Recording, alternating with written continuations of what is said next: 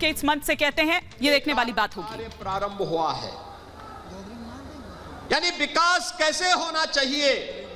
जौनपुर को प्रयागराज से जोड़ने का हो, जौनपुर को लखनऊ से जोड़ने का हो, जौनपुर को वाराणसी के साथ जोड़ने का कार्यक्रम हो, ये विकास की सोच के कारण कार्य प्रारंभ हुआ है। वाराणसी जल मार्ग का संचालन हो सके और यहां पर कृषि उत्पादन के साथ जुड़े हुए किसानों, एफपीओज, इनके द्वारा अपने प्रोडक्ट को दुनिया के अन्य देशों में भेज करके वहां के माध्यम से उन्हें अच्छा दाम मिल सके।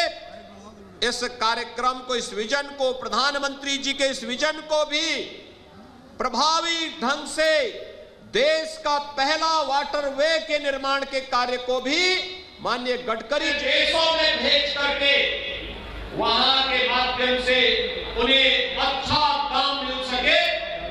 इस कार्यक्रम को, इस विजन को, प्रधानमंत्री जी के इस विजन को भी प्रभावी ढंग से देश का पहला वाटरवे के निर्माण के कार्य को भी माननीय गडकरी जी के नेतृत्व में यहां पर पूरा करते हुए वाराणसी में, हल्दिया से वाराणसी के जौनपुर की इमरती भी दुनिया के देशों में इसके माध्यम से धूम जमाती हुई दिखती है।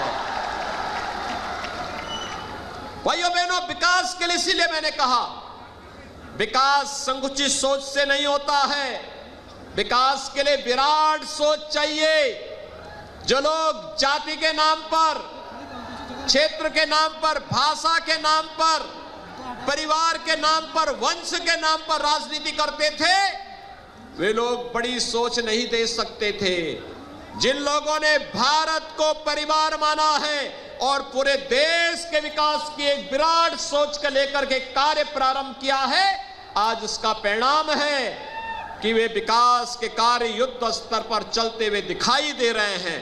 और भाइयों बहनों, ये सोच इसलिए भी महत्वपूर्ण हमारे लिए है क्योंकि भारत को दुनिया की एक बड़ी ताकत के रूप में जो उभरना है, अब भारत नहीं जो दुनिया का पिछलग्गू होगा, अब ये नया भारत है। और नए भारत के लिए, नए उत्तर प्रदेश को बनाने के लिए 2017 में आप सबने प्रधानमंत्री मोदी जी के आह्वान पर भारतीय जनता पार्टी को अपना आशीर्वाद दिया था। आज हम सब एक बार फिर आपके बीच आए हैं आपसे कहने के लिए, ये हमारे जितने भी माननीय सांसदगण मंच पर बोले, श्री बीपी सरोज, श्रीमती सीमा द्विवेदी जी, श्री गिरीश यादव जी, हमारे माननीय विधायकगण जो मंच पर अपनी भाषण में, अपने उद्बोधन में जिन मुद्दों को रखे होंगे, आप देखना जब माननीय गडकरी जी का भाषण शुरू होगा तो उसके साथ इन सभी समस्याओं का समाधान भी उसके साथ अपने आप होता हुआ दिखाई देगा। हम समस्या को समस्या नहीं बने रहने देना चाहते। हमने समस्या के समाधान का संकल्प लिया है और इसी बात के संकल्प के साथ हम लोग सार्वजनिक जीवन में आए हैं। समस्या का जो समाधान करे वही सरकार है और जो समस्या पैदा करे वही वंशवादी राजनीति करने वाले राजनेता हैं।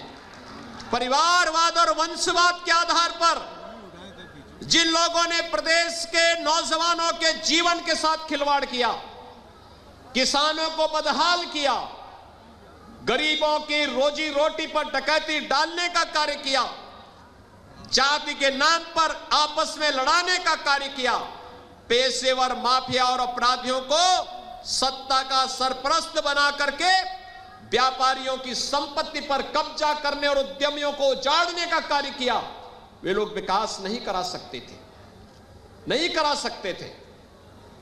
भाइयों बहनों, विकास की उनकी सोच ही नहीं थी तो कैसे कराते। जब भी कोई नौकरी निकलती थी तो खानदान निकल पड़ता था वसूली में।